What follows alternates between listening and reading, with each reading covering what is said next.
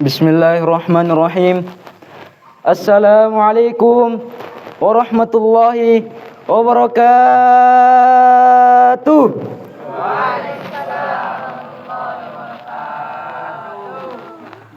Innal hamdalillah nahmaduhu subhanahu wa ta'ala wa nastaghfiruh wa na'udzu billahi min shururi anfusina wa min sayyiati a'malina may yahdihillahu fala mudilla lahu wa may yudlil fala hadiyalah.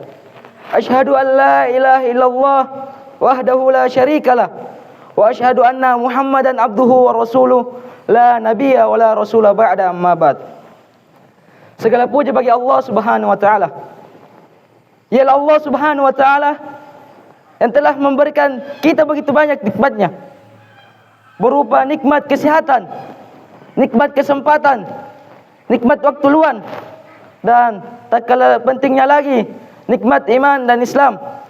Dan Allah Subhanahu wa taala memberikan kepada kita nikmat tanpa kita minta. Allah Subhanahu wa taala memberikan kita begitu banyak nikmat-Nya tanpa kita memohon kepadanya. Jemaah, saya mau bertanya, adakah di antara kalian yang setiap hari berdoa kepada Allah untuk diberikan pernapasan? Siapa? Kalau ada, setelah ini saya berikan hadiah. Siapa? Iya. Itulah Allah, itulah kekuasaan Allah Subhanahu wa taala. Dan jikalau kita ingin menghitung nikmat dari segala nikmat Allah Subhanahu wa taala, apa yang dikatakan oleh Allah Subhanahu wa taala, la tuhsuha. Kalian tidak dapat menghitungnya.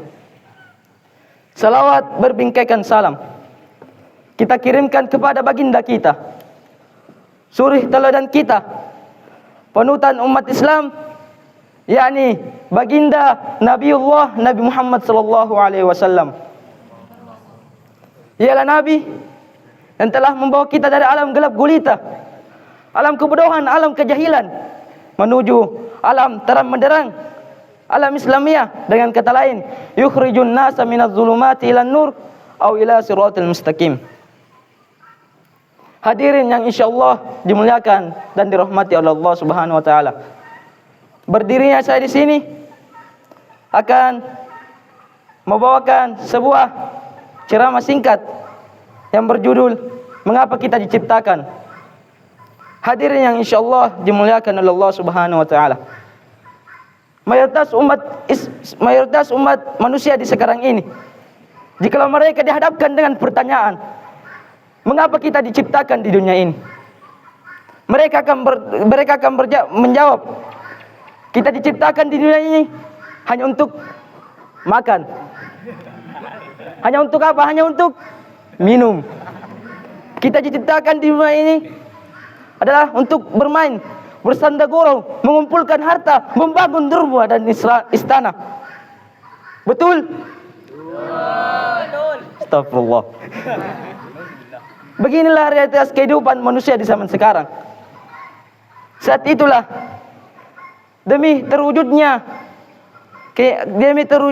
kesenangan duniawi, mereka rela mengikuti bangsa hewan dan orang-orang kafir yang tujuan utama mereka hanya untuk makan dan minum dan menikmati segala kesenangan dunia. Sebagaimana Allah Subhanahu wa taala berfirman di dalam potongan ayatnya di surah Muhammad ayat 12.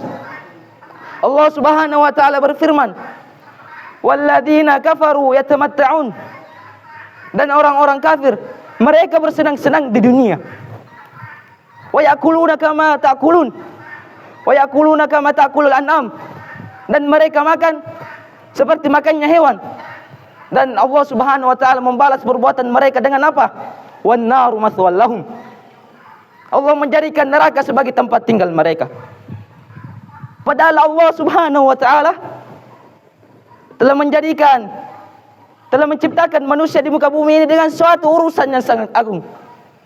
Suatu urusan yang jawabannya telah dicantumkan di dalam Al-Quran.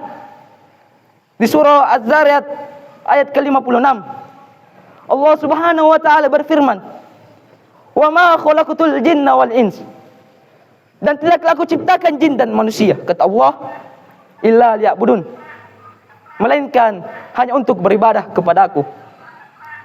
Imam An-Nawawi rahimahullahu ta'ala berkata, inilah adalah suatu penegasan bagi penciptaan manusia, yaitu untuk beribadah kepada Allah subhanahu wa ta'ala.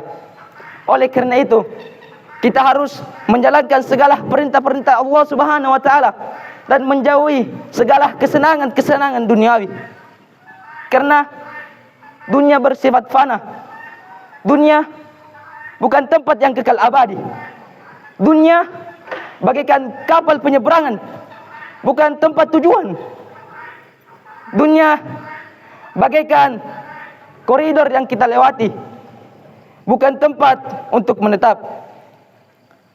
Hadirin yang insyaallah dimuliakan dan dirahmati oleh Allah subhanahu wa ta'ala. Jika kita fokus pada tujuan penciptaan kita, maka kita akan serius menjalankan segala aktivitas kita, apapun bentuk kegiatannya. Kita akan fokus mengerjakan tugas dan kewajiban kita, karena yang kita harapkan adalah balasan dan pujian dari Allah subhanahu wa ta'ala. Sebagaimana Said Qutb yang salah satu karyanya yang dituliskan di dalam Fi Zilalil Quran mengatakan bahwa misi manusia di muka bumi ini adalah untuk beribadah kepada Allah subhanahu wa ta'ala. Maka orang-orang yang telah mengetahui misi mereka hidup di dunia ini adalah untuk beribadah kepada Allah subhanahu wa ta'ala. Bagi mereka tidak terlalu tersibukkan oleh suatu dari efek amal tersebut. Karena Rasulullah sallallahu alaihi wasallam bersabda, "Innamal a'malu bil khawatim." Sesungguhnya setiap amal itu tergantung pada akhirnya. Dan akhir dari suatu amal itu adalah perkara yang gaib. Dan urusan yang gaib itu adalah urusan Allah subhanahu wa ta'ala semata. Oleh karena itu, sebagai seorang mukmin, kita harus mengisi hari-hari kita dengan aktivitas ibadah. Kita harus menonjolkan kepada diri kita dan memperkuat dan memotivasi diri kita agar mendorong kita melakukan ibadah-ibadah kepada Allah subhanahu wa ta'ala.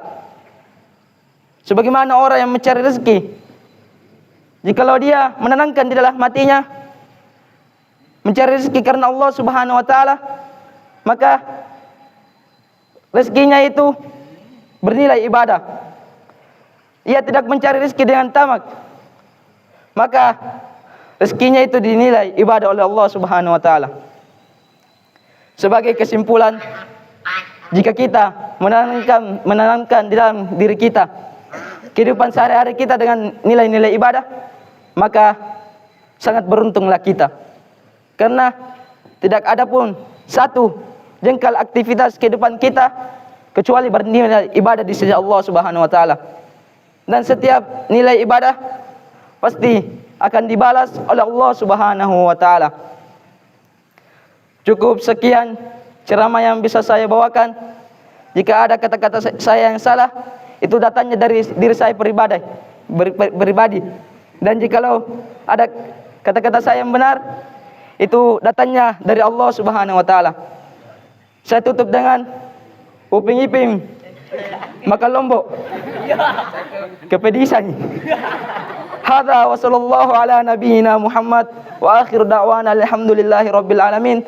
Thumma assalamualaikum warahmatullahi wabarakatuh.